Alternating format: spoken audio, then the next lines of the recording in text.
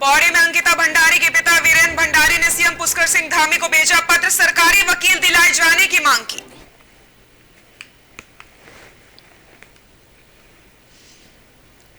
उत्तराखंड में चार धाम यात्रा का आगाज, परिवहन विभाग ने शुरू की तैयारियां, यात्रियों को सुरक्षा पहले उद्देश्य।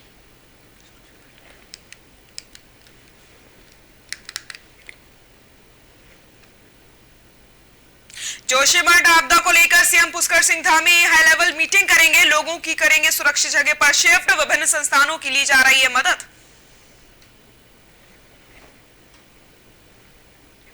और सीएम धामी ने किया जोशीमठ का दौरा, भूदसाव के वार्डों का लिया जायजा, 603 मकानों में हुई दरारें। नमस्कार, ओनकार न्यूज में आप सभी का बहुत बहुत स्वागत है। मैं हूं आपके साथ सृष्टि शुक्ला। रुक कर लेते हैं खबरों का। पौड़ी में अंकिता भंडारी के पिता वीरेंद्र भंडारी ने अंकिता हत्याकांड केस पर डीएम पौड़ी के माध्यम से सीएम पुष्कर सिंह धामी को पत्र लिख दिया है। इस पत्र के माध्यम से अंकिता भंडारी के पिता ने सीएम पुष्कर सिंह धामी से मांग करी है कि वो अंकिता हत्याकांड के तीनों आरोपियों की तरफ से पॉलीग्राफ टेस्ट और नार्को टेस्ट के खिलाफ कोर्ट में पैरवी कर रहे सरकारी वकील अमित सैजवान पर अनुशासनात्मक कार्रवाई करें। अंकिता भंडारी के पिता वीरेंद्र भंडारी ने बताया कि सरकारी वकील की जरूरत उन्हें थी, लेकिन इस केस में आरोपियों की पैरवी सरकारी वकील के जरिए कराई जा रही है। उन्होंने बताया कि आरोपी पुलकित सौरभ और अंकित की तरफ से कोटद्वार जुडिशियल मजिस्ट्रेट भावना पांडे की अदालत में सहायक जिला सरकारी वकील अमित सैजवान द्वारा अंकिता हत्याकांड के तीनों आरोपियों की तरफ से वकालतनामा दाखिल करके आरोपियों के नार्को पॉलीग्राफ टेस्ट के खिलाफ पैरवी की जा रही है, जबकि इनके ही जूनियर रिमांड अधिवक्ता जितेंद्र रावत ने आरोपियों की बेल एप्लीकेशन कोर्ट में दाखिल करके नियम और न्याय विरोधी काम किया था। ऐसे में दोनों ही वकीलों पर कार्रवाई करने के लिए वीरेंद्र भंडारी ने सीएम को पत्र लिख दिया है। वहीं वीरेंद्र भंडारी का कहना है कि उत्तराखंड हाईकोर्ट के आदेश में अंकिता केस की पैरवी के लिए प्रदेश के क्रिमिनल साइट के योग्य वकील की नियुक्ति करके अंकिता केस की सुनवाई की जाए।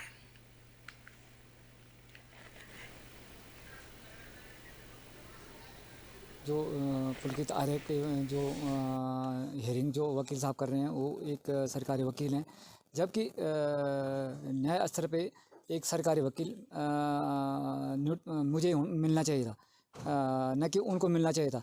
और उनकी हियरिंग कर रहा है, उनको बचाने की कोशिश कर रहा है। और जो अंकिता भंडारी का दोस्त पुष्पदीप था, उनको ये फंसाने के चक्कर में इनके बयानबाजी कर रहे हैं। देखिए, इसमें हम हाई कोर्ट गए थे और हाई कोर्ट से डायरेक्शन हो रखे हैं कि एक क्रिमिनल साइड का एक बढ़िया लॉयर मिलेगा हमें, जो कि अंकिता की पैरवी करेगा। तो इस ऑर्डर को हुए करीब 1 महीना होने वाला है और अभी तक वो लॉयर हमें नहीं मिला है। ना हमसे किसी ने बात की है सरकार की तरफ से, ना अंकिता के फादर से बात की है, किसी से कोई बात नहीं है कि कौन सा वो वकील है जो हमें मिलेगा। एक तो ये परेशानी। खबर देहरादून से है, जहां बीते साल 4 धाम यात्रा में रिकॉर्ड तोड़ यात्रियों ने बाबा केदारनाथ समेत गंगोत्री, यमुनोत्री और बद्रीनाथ में भगवान के दर्शन किए हैं। वहीं एक बार फिर से 4 धाम यात्रा शुरू होने वाली है और ऐसे में परिवहन विभाग ने तैयारियां भी शुरू कर दी हैं। पहले की तरह इस बार भी यात्रियों की सुरक्षा परिवहन विभाग का मुख्य उद्देश्य है। इसको लेकर के काफी ज्यादा इंतजाम किए गए हैं। क्या कुछ इंतजाम शासन प्रशासन की ओर से किए जा रहे हैं, इसकी जानकारी प्रवर्तन अधिकारी शैलेश तिवारी ने दी है। तो पता है कि 4 धाम यात्रा कुछ महीनों में शुरू होने वाली है। इसमें देश विदेश के काफ़ी ज़्यादा लोग, टूरिस्ट लोग हमारे यहाँ आते हैं और वो यहाँ विभिन्न धामों में जाते हैं। तो उनकी सुरक्षा हमारे लिए सबसे ज़रूरी होती है। हमारा विभाग हमेशा प्रयास करता है कि बहुत सुरक्षित वो यहाँ से यात्रा करके लौटें, और इसके लिए हम लोगों ने क्या प्रयास किया है कि हम लोग एक रूट सर्वे करवाते हैं समय समय पर। जैसा जिले के जोशीमठ में भूस्खलन और घरों में दरार आने को लेकर उत्तराखंड के मुख्यमंत्री पुष्कर सिंह धामी ने हाई लेवल मीटिंग की है, जिसमें प्रभावित सभी लोगों को सुरक्षित जगह शिफ्ट करने के निर्देश दिए गए। उन्होंने कहा कि सरकार अलर्ट है और खतरा प्रभावित क्षेत्रों को तुरंत खाली कराया जाए। उच्च स्तरीय बैठक के बाद सीएम ने कहा, अभी प्रभावित परिवारों और प्रभाव क्षेत्र में आने वाले मकानों में रहने वाले लोगों को सबसे पहले सुरक्षित किया जाए। राहत बचाव का कार्य पूरी निगरानी में किया जा रहा है।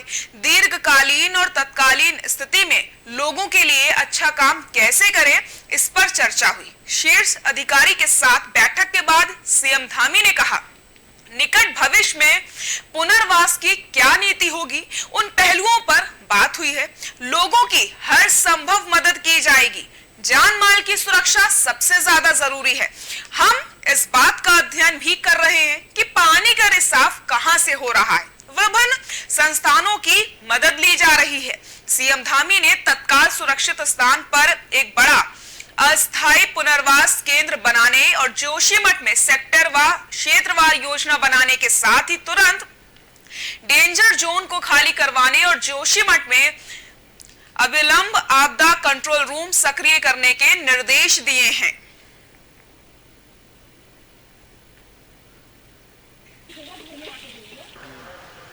के साथ काम कर रहे हैं। हाँ, हमारा पहला काम है कि जो भी लोग उस खतरे की जद में आ रहे हैं, लगभग 600 परिवार ऐसे हैं जो जहाँ से पानी का रिसाव हो रहा है, जहाँ पर दरारें पड़ रही हैं, उस एरिया में सबसे पहले उनकी सबकी जान माल की सुरक्षा हो, सबको ठीक स्थानों पर लाया जाए और जो भी बचाव के लिए ज़रूरी हो वो सब करने के लिए वहाँ पर आपदा प्रबंधन में हमारे सचिव और कमिश्नर लगातार कैंप कर रहे हैं। सीएम धामी ने जोशीमठ का दौरा किया। इस दौरान उच्च स्तरीय भू वैज्ञानिकों की टीम भी मौके पर मौजूद रही। उत्तराखंड शासन समेत जिला प्रशासन के उच्च अधिकारियों ने मौके पर वो मौजूद रहे। वहीं सीएम धामी ने प्रभावितों से मुलाकात भी करी। जानकारी के मुताबिक नगर क्षेत्र के डांडो वार्ड के कई मकानों में दरारें आई हैं। अब नगर पालिका क्षेत्र जोशीमठ के पूरे 9 वार्ड भूधसाव के आगोश में आ चुके हैं। अब तक 603 मकानों में दरारें हुई हैं। करीब 44 प्रभावित परिवारों को प्रशासन द्वारा नगर के विभिन्न रिलीफ सेंटरों में सुरक्षित भेजा गया। ये संख्या अब और बढ़ने की उम्मीद जताई जा रही है।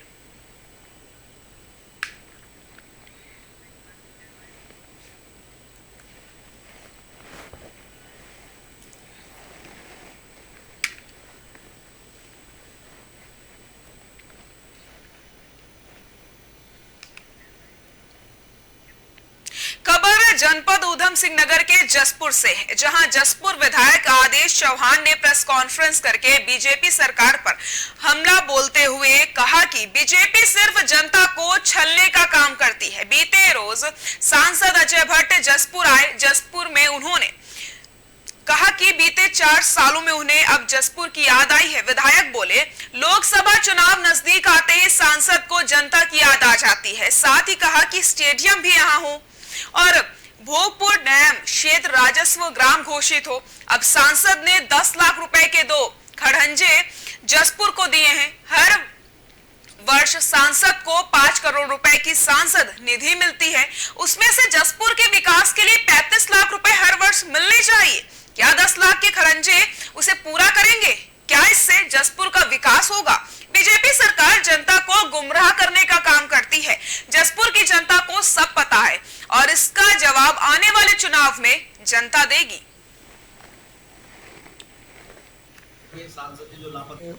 4 साल में हमारे सांसद जी अजय भट्ट जी को जसपुर की याद आई तो सुनकर तो अच्छा लगा कि जो 4 साल से क्योंकि गायब थे तो जसपुर की उन्हें सुध ली। लेकिन मैं उनसे पूछना चाहता हूँ कि अब उन्हें चुनाव आए तो उनको याद आई जसपुर की, और मैंने क्योंकि अखबारों में पढ़ा, उन्होंने कहा कि स्टेडियम भी यहाँ हो और जो रायसू गांव हमारा भोगपुर डैम वो भी घोषित हो, मतलब सारी रोडवेज बस स्टैंड भी हो, सब चीज़ों की याद आ रही है। लेकिन मैं पूछना चाहता हूँ कि 4 साल तक आप सांसद थे, आपकी सरकार थी दोनों जगह, तो ये काम करने से आपको रोका किसने? विकास नगर से है, जहां राजावाला अवैध कटान और भूमि समतलीकरण मामले में विभागीय अधिकारियों और कर्मचारियों पर गाज गिरने का सिलसिला लगातार जारी है। तो वहीं हाईकोर्ट के आदेश पर गठित टीमों द्वारा मौके की जांच पड़ताल की जा रही है। इसी के तहत राजावाला की इस जंगल से लगती विवादित भूमि पर प्रमुख वन संरक्षक द्वारा गठित टीम द्वारा सीमांकन करके वहां से काटे गए प्रतिबंधित प्रजाति के पेड़ों के साथ अन्य पेड़ों की गिनती शुरू कर दी गई। वहीं दूसरी ओर इस जांच पड़ताल के दौरान भूस्वामी और याचिकाकर्ता के साथ तीखी झड़प हुई। इतना ही नहीं, भूस्वामी ने इस दौरान कवरेज कर रहे मीडिया कर्मियों से भी उलझते हुए वो नजर आए। हालांकि मौके पर मौजूद पुलिसकर्मियों ने बहुमुश्किल मामले को शांत कराया। आपको बता दें, इस मामले को लेकर आरोप है कि जंगल से लगती प्राइवेट फॉरेस्ट बताई जा रही है। इस भूमि पर अवैध तरीके से न केवल सैकड़ों की संख्या में प्रतिबंधित प्रजाति के साल और अन्य पेड़ों का कटान किया गया, बल्कि तहसील कर्मियों की साठगांठ से नियम विरुद्ध भूमि समतलीकरण भी कर दिया गया। वहीं हाईकोर्ट ने मामले को गंभीरता से लेते हुए प्रमुख वन संरक्षक की अगुवाई में जांच कर रहे दोषियों के खिलाफ कार्रवाई किए जाने की बात की, जिसके चलते इस मामले में अब तक वन विभाग के 1 अधिकारी व 2 कर्मचारियों और 3 राजस्व कर्मियों को सस्पेंड किया जा चुका है। तो वहीं तत्कालीन नायब तहसीलदार के खिलाफ संबंधित धाराओं में मुकदमा दर्ज किया गया।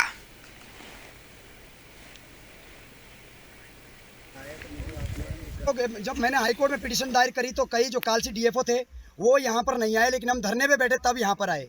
उस टाइम जो पेड़ गिने गए थे मात्र 147 पेड़ थे, लेकिन 147 पेड़ ना मुझे भी संदेह था। उसके बाद हम हाईकोर्ट में पिटीशन दायर करी और अभी एक माननीय उच्च न्यायालय द्वारा उत्तराखंड प्रमुख वन संरक्षक को भेजा गया, जिस दिन हम उस दिन भी आए। खैर वही बीच में भी इन लोगों ने द्वारा हमारे ऊपर हमले हुए और उस दिन भी यहाँ बदतमीजी हुई, मेरा गला पकड़ा गया, गाली गलौच हुई।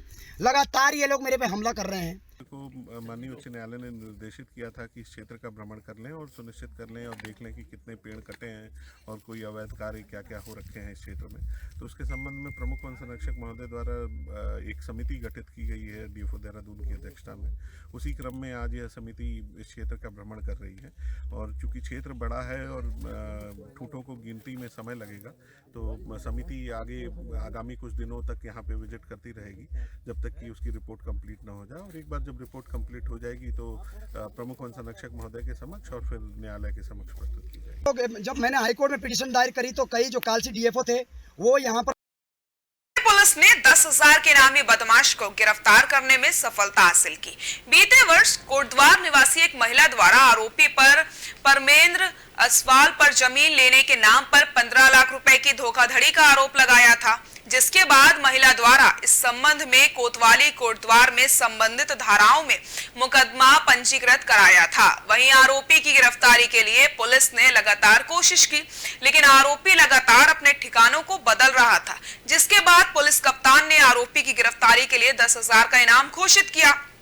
आपको बता दें, आरोपी जयपुर से गिरफ्तार कर लिया गया है। वहीं पूछताछ में आरोपी अलग अलग व्यक्तियों से जमीन बेचने के नाम पर लगभग 1 करोड़ रुपए की धोखाधड़ी का जुर्म कबूल कर रहा है। वहीं पुलिस कप्तान पौड़ी श्वेता चौबे ने बताया कि आरोपी के खिलाफ संबंधित धाराओं में मुकदमा दर्ज करके आरोपी को कोर्ट में पेश करने की तैयारी की जा रही है।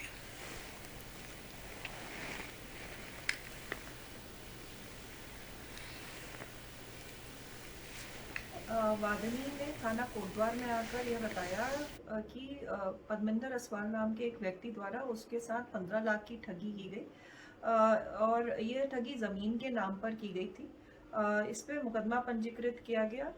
दौरान विवेचना यह ज्ञात हुआ कि अभियुक्त द्वारा कई और लोगों से इसी तरह से ज़मीन के नाम पर धोखाधड़ी की गई थी।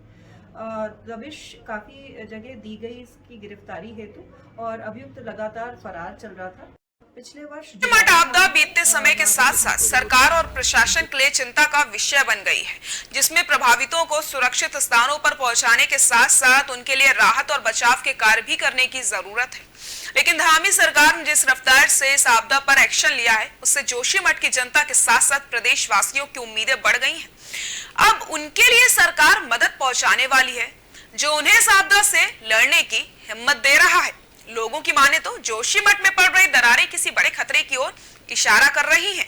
वहीं हिमालय पर अध्ययन करने वाले जियोलॉजिस्ट का कहना है कि ये शहर कभी भी अलकनंदा में समा सकता है। ऐसे में राज्य सरकार को तुरंत बिना देर किए जोशीमठ के तमाम लोगों को विस्थापित करना चाहिए।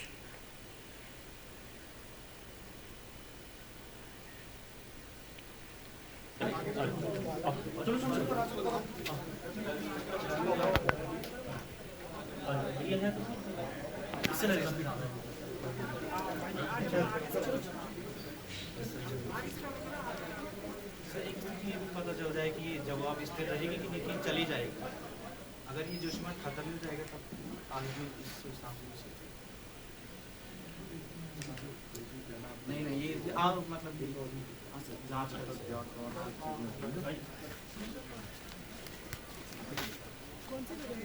देखिए, आपका तस्वीरें देख सकते हैं।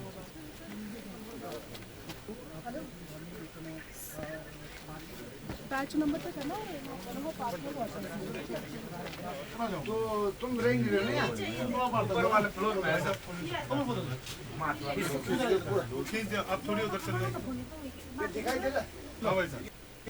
खबर जनपद उधम सिंह नगर के जसपुर के गांव भगवंतपुर से है, जहां लोक निर्माण विभाग की लापरवाही सामने आई है, जिसमें ग्रामीणों में विभाग के खिलाफ रोष देखने को मिल रहा है। जी हां, आपको बताते चले, भगवंतपुर गांव में लोक निर्माण विभाग द्वारा नाले का निर्माण कार्य बीते 1 साल से अधर पर लटका है, जिसकी वजह से ग्रामीणों में रोष है।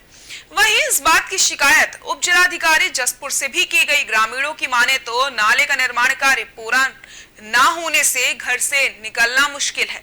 नाले में बच्चों के गिरने का खतरा बना रहता है। वहीं नाले में एक गाय की गिरकर मौत हो गई है, जिसकी कई बार अधिकारियों से शिकायत की गई, लेकिन कोई सुनने को तैयार नहीं है। वहीं लोगों द्वारा खुद अपने आप नाले का निर्माण पूरा कराया गया। ग्रामीणों ने मांग करी है कि जल्द नाले का निर्माण कार्य पूरा कराया जाए।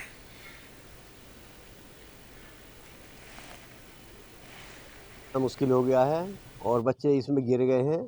30/5/2022 को एक गाय इसमें गिरी, उसकी दर्दनाक मृत्यु हुई, जिसमें प्रशासन को सूचित किया गया। एसडीएम महोदय को भी शिकायती पत्र दिया गया, आज तक वो भी नहीं आई। पीडब्ल्यूडी विभाग के अधिशासी अभियंता को भी अवगत कराया, कोई लोग यहाँ मौके पर नहीं आए। जनता बहुत परेशान है। पब्लिक ने मजबूर होकर कुछ कार्य अपने आप कर लिया है, कुछ पड़ा है। इसमें जानवर, कुत्ते, बिल्ली गिर रहे हैं।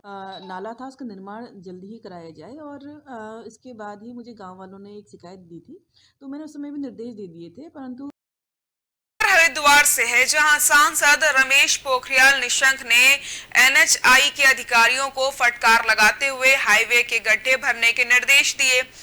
डाम कोठी में बीजेपी नेताओं से मुलाकात करते हुए निशंक ने फोन पर अधिकारियों से बात की और गड्ढों को चिन्हित करके 2 दिनों के भीतर भरने के निर्देश दिए। दरअसल 30 दिसंबर को हुए क्रिकेटर ऋषभ पंत के एक्सीडेंट के बाद हाईवे के गड्ढों को भरा जा रहा है, जबकि एनएचआई के अधिकारी हाईवे पर गड्ढे होने की बात से इनकार कर रहे हैं।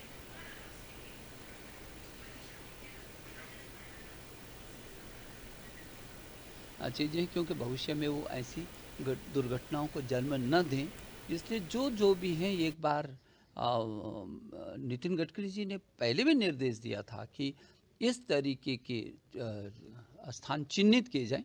अभी भी उस पर जांच हो रही है, जांच चल रही है, और मैं समझता हूं कि ऐसे स्थानों को निश्चित रूप में सुधार की ज़रूरत है। और क्योंकि अब नेशनल हाईवे हो गया, स्पीड आप देखिए, जहां हम हरिद्वार से 2.5 घंटे में दिल्ली पहुंचना चाहते हैं, 2.5 घंटे में, तो स्वाभाविक की स्पीड उतनी ही गति से। उत्तराखंड के मुख्यमंत्री पुष्कर सिंह धामी ने राजधानी देहरादून स्थित उत्तरांचल प्रेस क्लब पहुंचकर क्लब से जुड़े सभी नए चयनित सदस्यों को शपथ दिलाई। मुख्यमंत्री पुष्कर सिंह धामी ने सभी सदस्यों को शुभकामनाएं देते हुए कहा कि पत्रकार हमेशा से ही सरकार और प्रशासन के बीच में सेतु का काम करते हैं। उन्होंने कहा कि समाज में पत्रकारों की बहुत महत्वपूर्ण भूमिका है, जो समय समय पर नजर आती है। इस दौरान प्रेस क्लब के सदस्यों ने मुख्यमंत्री पुष्कर सिंह धामी के सम्मुख काले निर्माण, गेस्ट हाउस समेत अन्य मांगों को रखा है, जिस पर मुख्यमंत्री ने तुरंत संबंधित अधिकारियों को इन सभी मांगों पर विचार करने के निर्देश दिए। इस मौके पर तमाम वरिष्ठ पत्रकार और समाज से जुड़े कई लोग मौजूद रहे। लगातार संपर्क में हैं और हमारे चाहे हमारा प्रधानमंत्री जी का कार्यालय हो, गृह मंत्री जी का हो, हमारे पार्टी के लोग या हमारे देश के जो मंत्रालय इससे संबंधित है, जबकि जल शक्ति मंत्रालय सीधे कहीं इन सब जो रिसर्च हो रही है इस पर बहुत सारे हमारे संस्थान काम कर रहे हैं, भू वैज्ञानिक काम कर रहे हैं, उससे जुड़ा हुआ है, तो उन्होंने भी अपना काम बढ़ाया आगे और निश्चित रूप से आज हमें सभी की आवश्यकता है। और सबसे बड़ी बात है कि दोषी खबर बड़कोट से है, जहां नौगांव ब्लॉक प्रमुख सरोज पवार ने क्षेत्र के विकास को लेकर एक सराहनीय पहल की शुरुआत कर दी है। आपको बता दें, उत्तरकाशी जिले के सबसे बड़े विकास खंड नौगांव की बीडीसी बैठक का आयोजन इस बार सुरदू वर्ती क्षेत्र राणा इंटर कॉलेज में किया गया, जिसका श्रेय नौगांव ब्लॉक प्रमुख सरोज पवार को जाता है। क्षेत्र के लोग और जनप्रतिनिधि इस सराहनीय प्रयास के लिए ब्लॉक प्रमुख और समस्त जिला प्रशासन का आभार जता रहे हैं। क्षेत्र के विकास के लिए बीडीसी बैठक का आयोजन ऐसे ही अलग अलग क्षेत्रों में किया जाना अत्यंत महत्वपूर्ण है। गांव में बीडीसी बैठक की बात सुनते ही ग्रामीणों ने यमुनोत्री विधायक और सभी जिला स्तरीय अधिकारियों का ढोल नगाड़ों व फूल मालाओं के साथ अपने क्षेत्र में स्वागत किया। बैठक में सभी जनप्रतिनिधियों ने अपने अपने क्षेत्र की समस्याओं से जिला प्रशासन को अवगत करवाया, जिसमें स्वास्थ्य, सड़क, शिक्षा और स्वरोजगार स्थापित करने वाली योजनाओं को सदन में रखा गया, जिसमें जिलाधिकारी उत्तरकाशी व यमुनोत्री विधायक संजय डोभाल ने सभी पदाधिकारियों को कार्यों को लेकर आश्वस्त किया है।